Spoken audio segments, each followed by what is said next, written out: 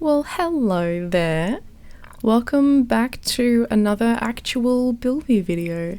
It's been a hot minute, but I have a lot to update you on, and very excitedly, I have a very new cool thing to show off. I have designed my very own bullet journal. I've been wanting to do this for a really long time, and it is finally an actual product that I can put my hands on and use and draw in. So we're going to be testing it out today while I fill you in on what my life has been like.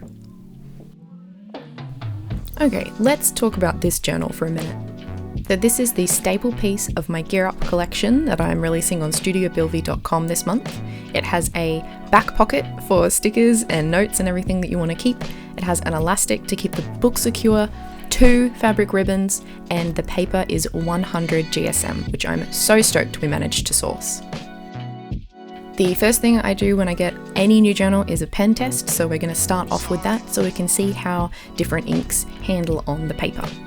As you can see, it is a dot grid, and that is a standard 5mm grid, or pretty standard as far as I'm aware. So it's really good if you want to be drawing or illustrating, but still a decent guide for actually writing paragraphs or drawing grids and things, like you can see my grid guide on the left.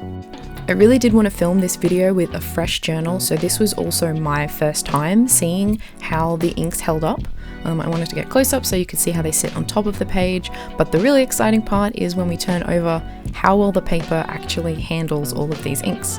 I was expecting the Copic to go through because it goes through everything, but the fact that the Posca doesn't even ghost made me pretty happy. Now, to get this preview going, I'm going to be doing a mock-up weekly spread with some illustrations and just a nice idea for a weekly spread that you might want to do in your bullet journal. And I'm even going to put in some fake journal entries, fill it out with some appointments and things as an excuse to use some of my Studio Bilby journaling stickers, just for a little self-promo moment.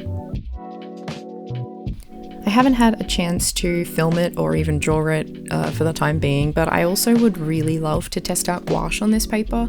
That's probably my painting or traditional medium of choice, and I'm just really curious, considering how well the Posca held up in the back, what paint is going to be like on this paper, even a water-based paint. I'd love to see that, so hopefully I will record that speed paint if I do get a chance to do it.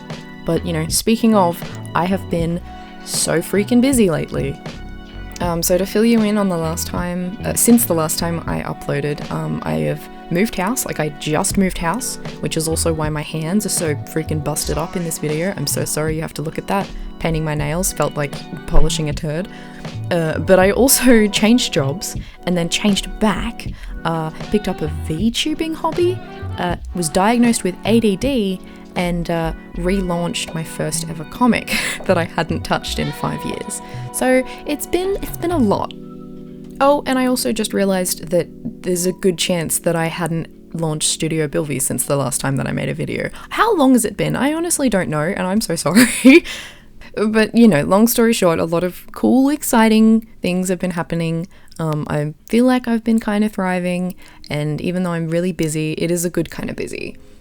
So my roommate has just bought basically her dream home, and I've helped her move in, and I'm going to be continuing living with her, of course, and it's been really fun just kind of getting used to the lay of the land and setting things up the way that she wants.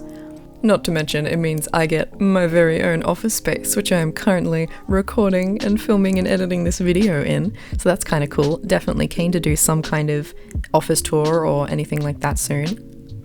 But in terms of general updates, I should probably start from the start, I guess. So in 2020, I closed down I believe it was a Store Envy shop, and in June, I launched Studio Bilby with the help of Framerate Merch. They basically handled all of the back end for me and have been doing an amazing job managing and helping me source products and then handling all of my shipping and customer service. And then November 2020 rolls around, and it is the 5-year anniversary of Rechargeable, my first ever webcomic. And ooh, what do you know, I've been working on it for the last 5 months, and it is ready to relaunch with episode 3, with the help of Tapis's editors actually getting the story a little bit more cleaned up with me, and I now have early access support so people can pay to read ahead if they want to, which is really nice to have that financial support. But really, I'm just so freaking stoked that it's back and that I'm motivated for it and that I have a really neat platform to share it on. Now, considering Rechargeable initially went on indefinite hiatus because of burnout, I have been in the long term trying to manage and handle burnout a lot better, but I was then also diagnosed with ADD, which suddenly made all of it make a lot more sense. So I've been able to sort of look at my burnout and my workaholism through that lens and just get a better feel of work hygiene and sleep hygiene, and I just feel like I've got a better handle on everything now and just a better understanding of myself, really. So with that, I've had the confidence to try new things, like I started typesetting with Tapis's localization team, just kind of like comic lettering, which is the first time I'd ever done that, and it was so much fun to learn. It didn't end up being something that I could keep up with on a full-time basis, but it was a really great kind of like 6-month period that I just went all out with it. And now I am just kind of back in the commission landscape, really focusing on all the many different avenues of shit that I'm working on. So all the store stuff, the comic stuff, the commission stuff, the streaming stuff, all of it is coming together. Just like this weekly spread, which I am currently applying the finishing touches on, which are I love them so much, these little bee journaling stickers.